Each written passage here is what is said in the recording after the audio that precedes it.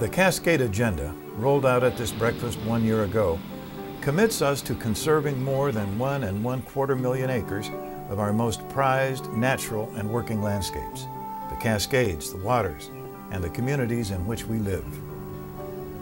To achieve that vision, while accommodating a growing population, demands a whole new way of designing, building, and restoring the places where growth is happening.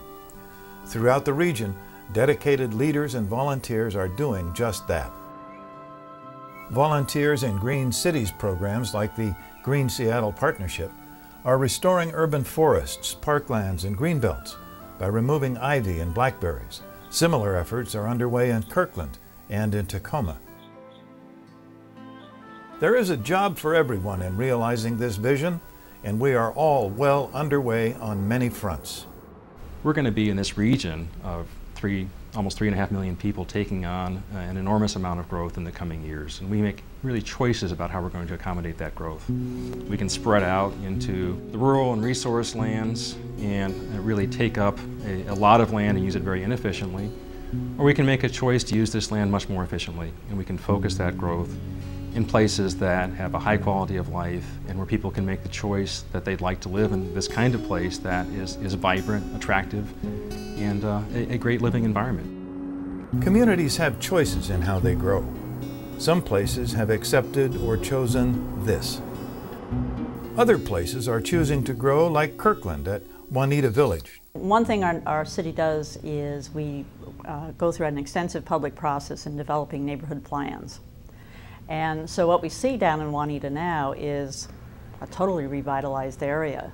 We find there businesses that serve the neighborhood, obviously greater density in housing. So we in Kirkland have taken on that responsibility to do our part in terms of accepting the densities that are going to be necessary.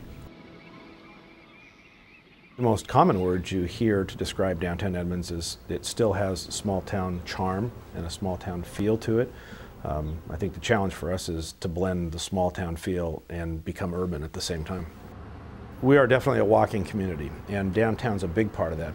It's kind of a blessing and a curse at the same time because we do a good job of that and it brings more people.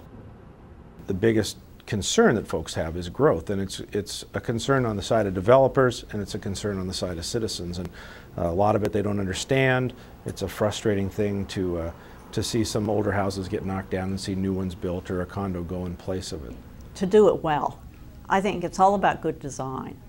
And if people look at a project and they say, I really like this, I'm glad it's here, then I think they're much more accepting than if they look at something and say, oh man, that is just ugly.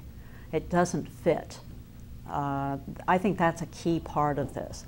And it also means making the public part of this conversation and making sure they feel that they have ownership in the decisions that are being made. Places like Kirkland and Edmonds, Kent, and Auburn are defining their future by restoring the old downtowns and neighborhood centers that defined their past.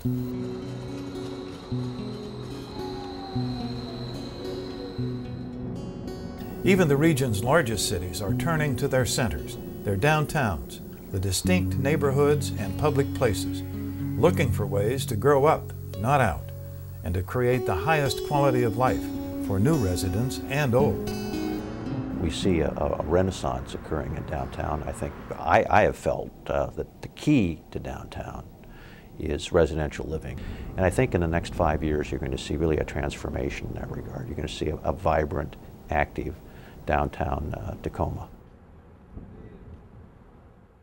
Like Tacoma's Museum of Glass, the Seattle Art Museum's Olympic Sculpture Park, now taking shape on the downtown waterfront, will be the kind of active, vibrant green space where people can experience art, each other, and the best of our natural surroundings.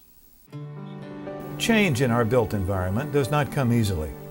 We are rightly concerned about the pace of change and about growth.